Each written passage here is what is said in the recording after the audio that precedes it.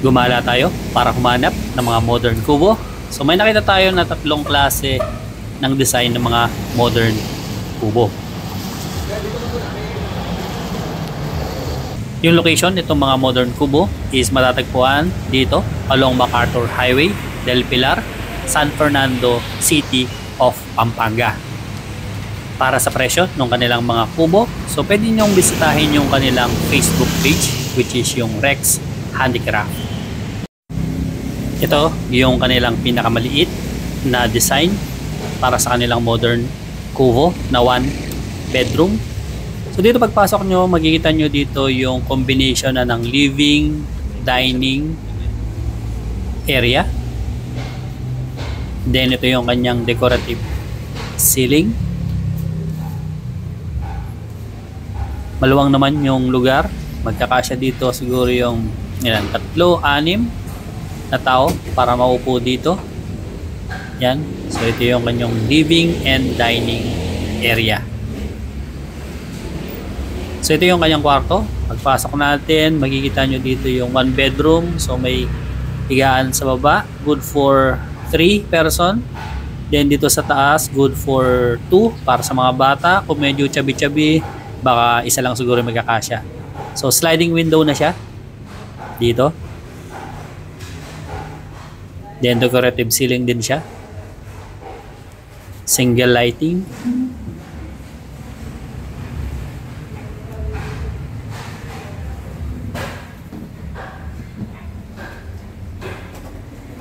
Yan, dito pala guys is meron na siyang kasamang 0.6 horsepower na aircon. So ito yung higaan natin, gawa sa kawayan. Yan, so maluwang naman siya kahit na isang bedroom lang. Ito naman yung ating pangalawang modern bahay kubo na merong 2 bedroom. So dito sa labas talaga is napakaganda ng mga design nitong pangalawa natin na bahay kubo.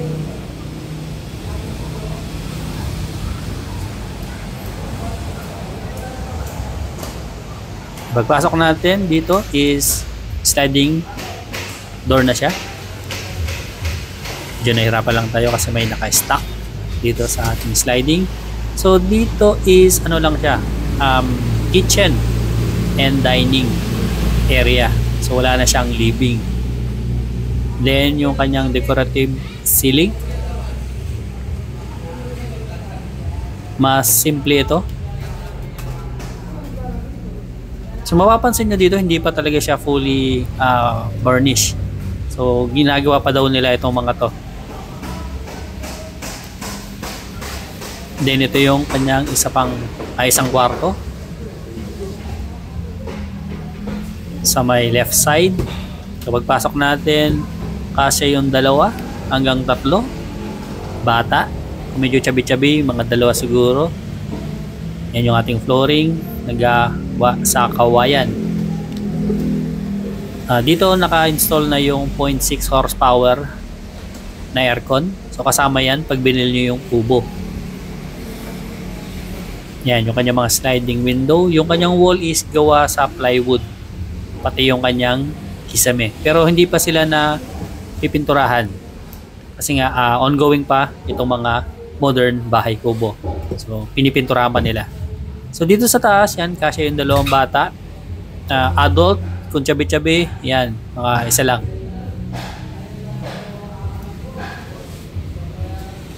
So dito mapapansin nyo meron siyang space dun sa taas. Yan, dito pwede kayo maglagay ng mga gamit.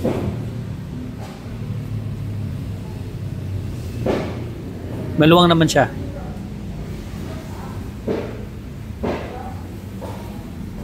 Then, labas tayo ulit. Tingnan natin yung pangalawa. Although, sigurado identical din naman siya dito sa naunang kwarto. Yan. So, halos identical nga. So, maganda naman yung mga kwarto. Yan, ito yung kanyang isa pang 0.6 horsepower na kasama na dito sa ating modern bahay kubo. So ang pinagkaiba nito, dun sa unang modern bahay kubo is pagpasok natin is diretso tayo sa kanyang dining and kitchen area. Wala siya nung living area. Ito yung pangatlo at huli natin na design ng modern house. Ito is 2 bedroom din siya. Pagpasok natin, sliding door siya. Dito is mas maluwang yung kanyang dining kitchen area. So combination na siya pagpasok natin. So mapansin nyo na hindi pa talaga siya fully furnished kasi ongoing pa daw sila sa pag-varnish nitong kanilang mga kawayan na wall. Yan yung kanyang decorative ceiling. Yan, ito yung kanyang kitchen. Hindi pa na ilalagay yung kanyang lababo. Ito yung kanyang kitchen sink.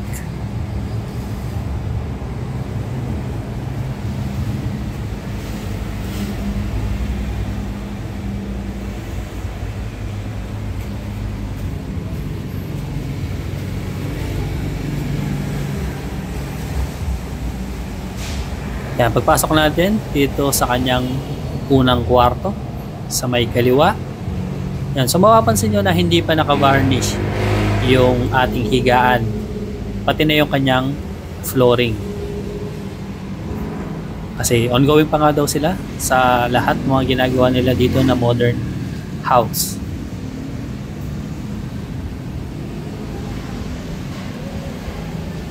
So, ganun din yung kanyang space is good for 3 bata, 2 adult. Kung medyo chabi-chabi, 2, kasya siguro. Yan, kasya nga. So, sa taas, ganun din, 2 bata, adult. Kapag medyo chabi-chabi, yan, tingin ko isa lang yung magkakasya dito sa may taas.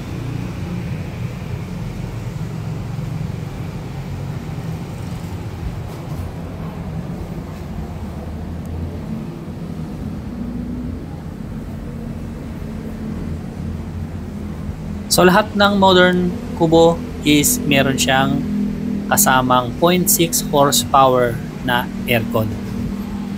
Then lipat tayo doon sa kabila. Yan, pumasok si ate. Yan, dito sa pangalawang kwarto. So pares lang siya nung kwarto doon sa kabila. Meron silang pull out drawer para sa inyong mga gamit. Mga ilang damit siguro, 5 piraso. Yan, so yung kanyang modern ceiling. Meron tayong isang ilaw sa taas. Yun, hindi pa nilalagay yung kanyang aircon. Pero kasama dito, pag binili nyo yung bahay kubo. Kasama yung 0.6 horsepower na aircon. Yan, yung kanyang mga sliding window. So halos pares na pares lang dun sa kabila.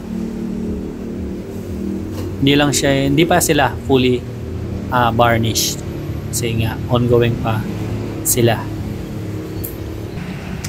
Dito yan sa labas. Ayan, ongoing din dito sa labas yung kanilang pag-varnish.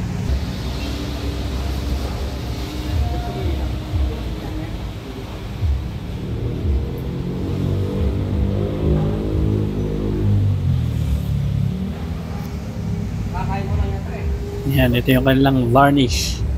Isang lata ng biskwit. Yan. So ito lang guys yung pangatlo natin na modern bahay kubo.